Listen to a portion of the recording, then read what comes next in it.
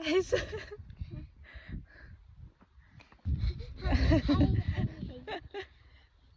Ayan guys, andito kami sa mini beach. Ganyan. Oh. Maliit lang siya. Kami lang dalawa ni Aling maliit. Ayan. Tapos dito ang tadan. Sa lang to? Sa Iskugan. Ay, Iskugan. Ano ba yan? So ayan, ganito lang siya guys. Maliit lang siya na na beach. Sa gitna ng kakahuyan. Tapos ayan.